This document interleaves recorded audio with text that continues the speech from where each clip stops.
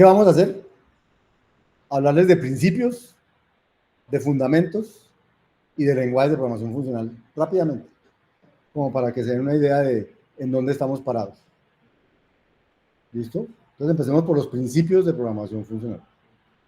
Entonces el primer tema se llama paradigmas de programación. ¿Qué es un paradigma? Un paradigma describe distintos conceptos y patrones de pensamiento en una disciplina científica. Entonces, en programación hay muchos paradigmas de programación. No sé cuáles ustedes han oído hablar. Entonces, hay un paradigma que se llama declarativo, donde el principio detrás del paradigma declarativo es que usted declara lo que quiere, pero no dice cómo hay que hacer. Eso está muy relacionado con la ciencia de datos y cosas de ese estilo. Los científicos de datos dicen, quiero coger estos datos y hacerle tal transformación. Pero ellos no dicen, para cada i de 1 a n haga no sé qué, sino que tienen como unas maneras muy declarativas de decir esas cosas. Entonces, el paradigma de programación declarativo es cuando uno tiene un lenguaje que le permite declarar lo que quiere hacer y él por debajo hace lo que uno quiere hacer, pero el cómo no lo domina uno completamente. Entonces, allí está en el paradigma de programación funcional, el paradigma de programación lógico, el paradigma de programación descriptivo y bueno, cosas parecidas.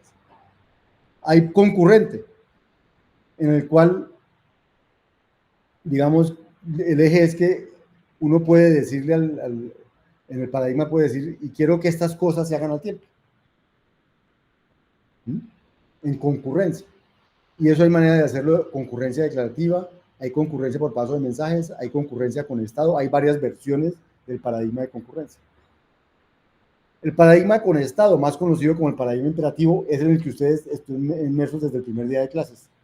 Python implementa el paradigma con estado. También objetos, pero digamos cuando uno hace un for i igual 1 a n, haga i, asigne y más 1 y no sé qué, eso es puro paradigma imperativo. La asignación es el principal exponente de lo que es imperativo. Un lenguaje que no tenga asignación no es imperativo. Pero un lenguaje que tenga asignación es imperativo. Porque las variables lo que llaman estado es el valor de las variables, que puede cambiar. El paradigma de orientación a objetos, también creo que lo conocen, lo vieron mejor en el segundo curso, pero lo vieron con C++, porque queremos que todavía aprendan C.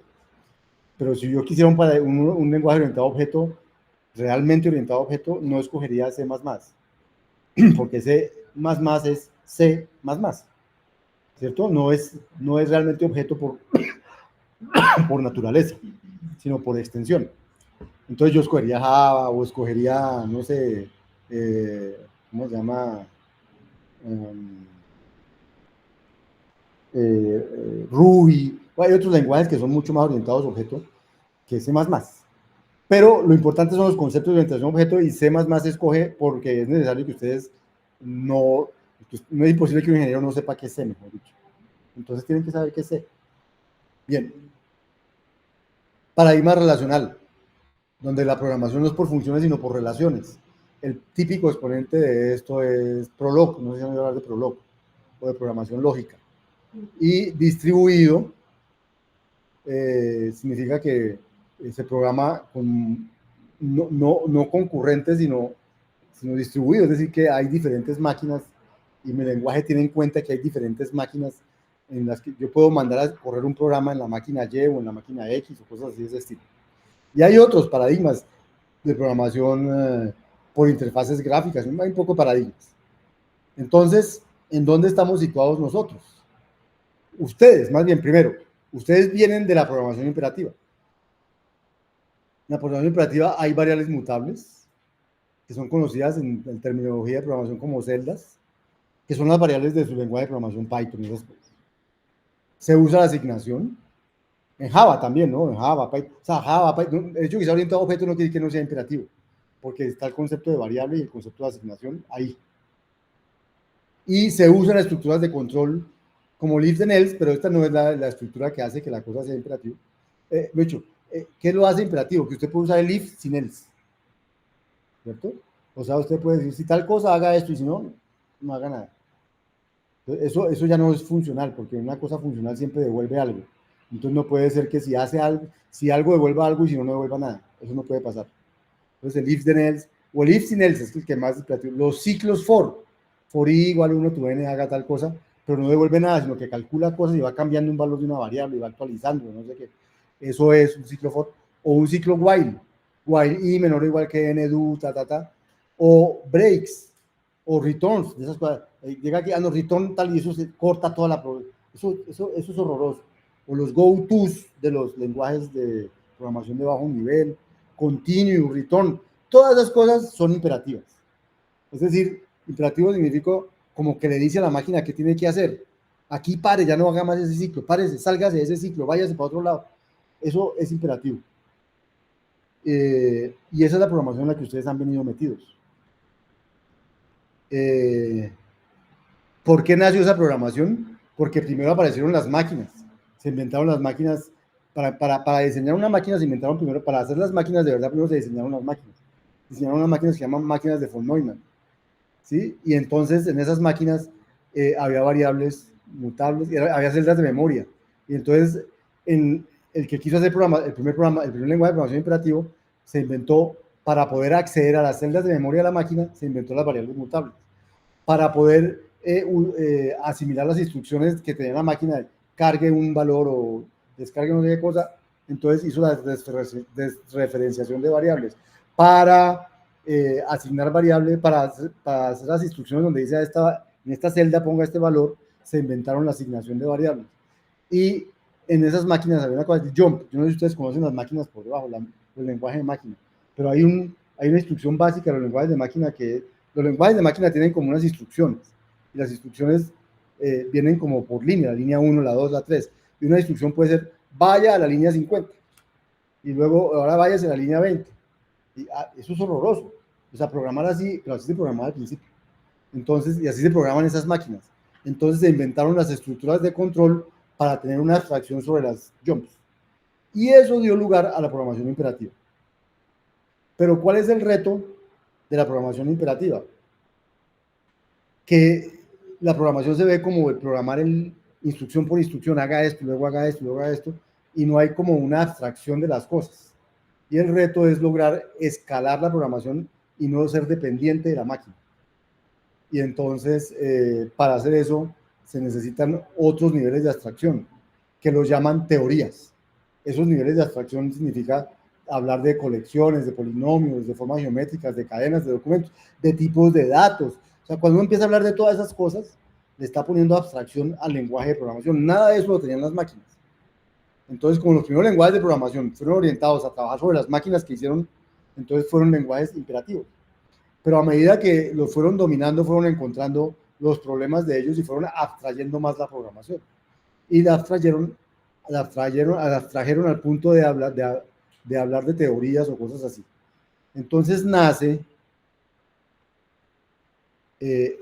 otra manera de programar para extender la programación imperativa. ¿Qué es una teoría? Una teoría tiene uno o más tipos de datos. Una teoría tiene tipos de datos. Antes no había tipos de datos. Una teoría tiene operaciones sobre esos tipos de datos. Una teoría tiene leyes que describen las relaciones entre los valores y las operaciones. Y normalmente una teoría no describe mutaciones. Entonces, por ejemplo, se hace una teoría para hablar de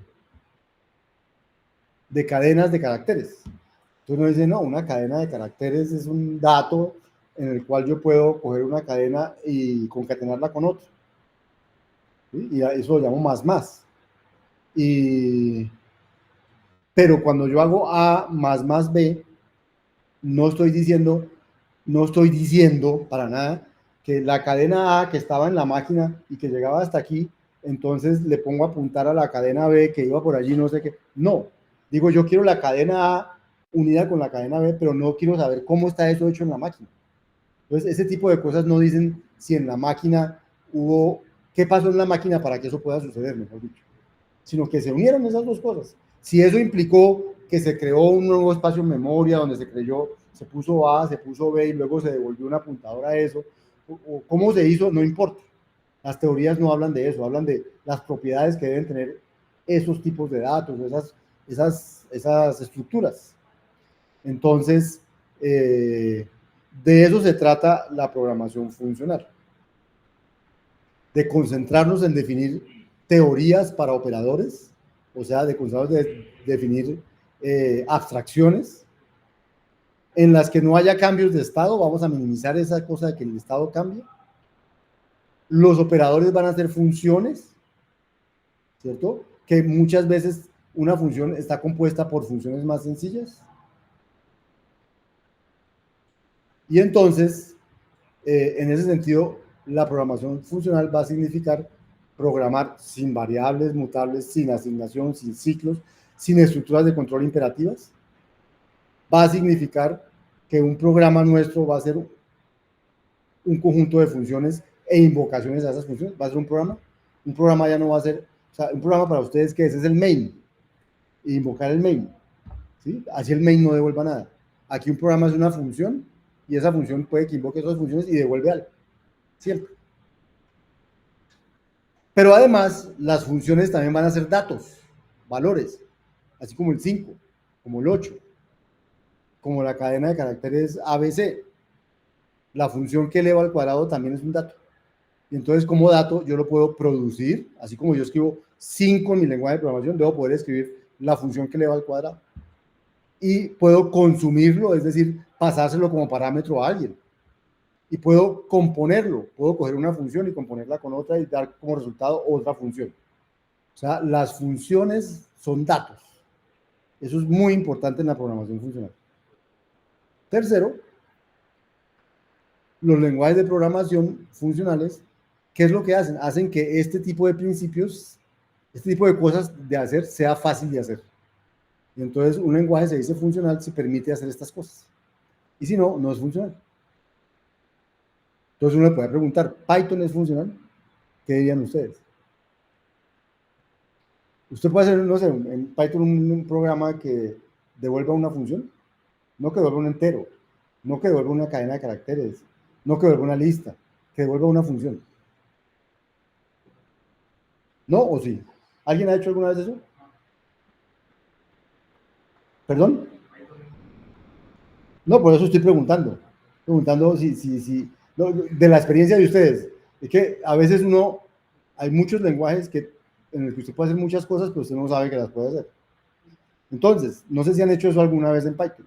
Es la pregunta que estoy haciendo. Coger y devolver un programa, le entra n y devuelve la función que multiplica por n. ¿No es cierto?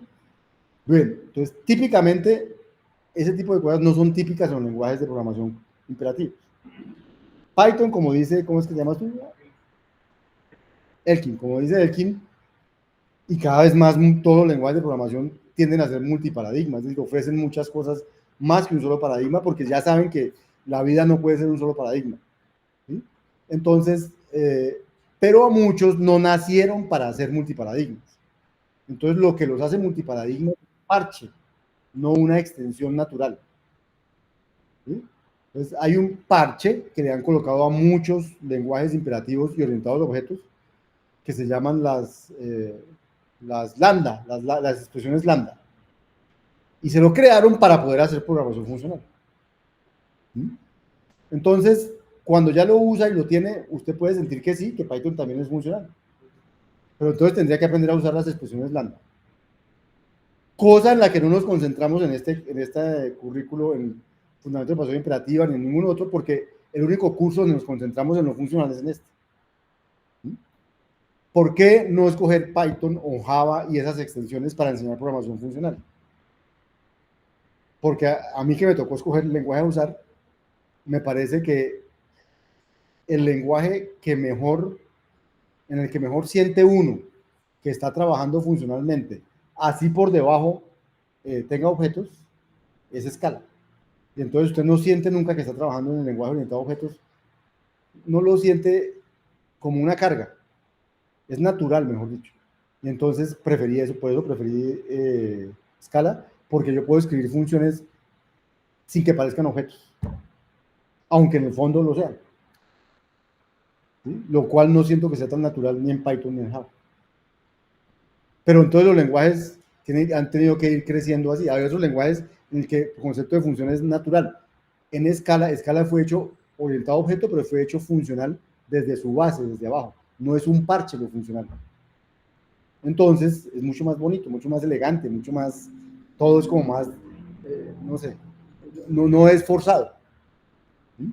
Pero, como dice Elkin, muy probablemente Python, seguramente Java, seguramente todos los lenguajes hoy día tienen esas expresiones lambda o algo parecido para hacer programación funcional. ¿Qué los ha obligado a esos lenguajes a esas cosas? Sobre todo, Python es un lenguaje pero muy usado para procesar datos, ¿cierto? Para hacer ciencia de datos y todas las cosas. Y para hacer IA y todas las cosas. Entonces, como los que utilizan eso son declarativos, le tuvieron que poner esas cosas declarativas a Python para que fuera útil. Entonces tiene unas librerías, pandas, no sé qué más vainas, en las que todo es como muy declarativo. ¿Sí? Y entonces ahí eso lo hace más declarativo y más funcional. Así él en su abajo no sea funcional natural. Bien. ¿Qué principios cumplen los lenguajes de programación funcional? Entonces, un lenguaje de programación funcional no ofrece variables mutables, ni asignación, ni ciclos, ni otras estructuras de control imperativas. Pero claro, ustedes van a encontrar que Scala sí las ofrece, porque realmente Scala es un lenguaje funcional, pero también es un lenguaje orientado a objetos, pero también es un lenguaje con estado, pero también es un lenguaje, entonces como es multiparadigma, termina ofreciendo esas otras cosas. Entonces, lenguaje de programación funcional puros, hay muy pocos, porque en esa pureza no está la riqueza que yo les digo que da el que hay problemas en el que es mejor trabajar imperativo. Hay problemas en el que es mejor trabajar en otro paradigma y no necesariamente en el paradigma funcional. Entonces, esa riqueza se pierde si usted decide ser funcional puro solamente. Entonces, muy pocos lenguajes hoy en día le ofrecen ser funcional puro. Pero ser funcional en la base no son muchos, pero sí hay unos muy buenos. No sé si han oído hablar de Erlang. ¿Sí? Haskell también. Sí. Y Haskell también, sí. Erlang, Haskell, son funcionales, son naturalmente funcionales, aunque también son de otra cosa. En un sentido más amplio, el lenguaje de programación funcional permite construir programas elegantes basados en funciones, aunque no todos sean funciones. Eso es lo que dicen más amplio. Puro, no hay ni variables, ni asignación, ni ciclos, ni otras estructuras de control imperativas. En un sentido amplio, se escribe funcionalmente. O sea, uno puede... Ustedes usan muchas librerías, ¿cierto? Les dicen, por ejemplo, usan esta librería para hacer interfaces. Entonces les dicen, si usted llama a la función hacer ventana y le pasa una lista de botones, entonces le hace una ventana con la lista de botones. Usted no sabe cómo está hecho eso por debajo. Usted no sabe si por debajo usa variables, estado, concurso, no sabe nada. Lo que sabe es que si la llama así, le sale esto. Eso es pues, llamar declarativamente. Entonces, hoy en día, mucho del uso de muchos componentes es declarativo. A usted le dicen qué hace, no cómo se hace por debajo. Y usted simplemente lo usa por lo que hace, no por el cómo lo hace. Entonces, en cierta manera, cuando uno programa así, está programando funcionalmente, porque no está funcionando, no está programando en el cómo se hacen las cosas, sino en el que se hagan ciertas cosas. Pero en este curso nos vamos a prohibir usar esas cosas para que entendamos que no son necesarias para programar. Al principio, las primeras veces les va a hacer falta, pero después no les va a hacer falta para nada, créanme. Porque son solamente otra manera de escribir cosas, no la única manera de escribir cosas. En particular, las funciones en cualquier lenguaje de programación que yo llame funcional son ciudadanos de primera clase. Es decir, se pueden definir en cualquier parte, incluso dentro de otras funciones. Ustedes están acostumbrados a decir, por ejemplo, x igual a 5 más 7. Y le parece que escribir 5 más 7 es normal en el lenguaje de programación. Debería ser normal escribir y igual a elevar al cuadrado compuesto con elevar al cubo. Pero entonces necesita que elevar al cuadrado sea un dato natural como el 5 o como el 3. Necesita que elevar al cubo sea un dato natural como el 5 o como el 3 para que en lugar de decir 5 más 3 usted diga componga esta con esta. Eso se llama que la función es ciudadano de primera clase, o sea, puede ser definida en cualquier parte, es un valor al igual que cualquier otro valor, pueden ser pasadas como parámetros y pueden ser devueltas como resultado de aplicar una función.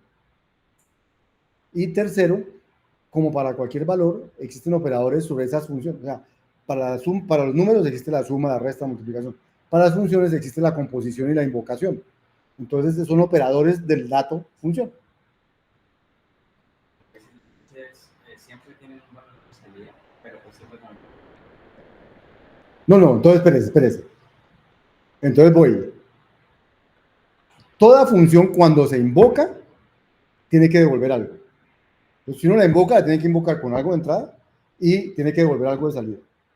Pero la función como tal es un dato también, sin invocarla. ¿Qué puedo hacer con una función si yo no la invoco? Puedo componerla con otra y me da otra función. O puedo invocarla, pero puedo componerla con otra y me da otra función. Entonces, ¿qué puedo hacer con un número? Con un número puedo escribir 5. O puedo operarlo con otro. 5 más 3, 5 por 3, 5 dividido 3, cosas así, ¿cierto? Eso es lo que puedo hacer con los números. Con las funciones, ¿qué puedo hacer? Componerlas como dato. ¿Y qué puedo hacer si ya usarlo? O sea, invocarla. Y entonces me debe devolver otro dato. Pero una función al invocarla me puede devolver otra función. O sea, vamos a ver que las funciones son realmente un dato mucho más rico que el dato que hasta ahora usan ustedes como función, que las funciones que usan en sus programas, que son funciones, pero que no son datos. Bien.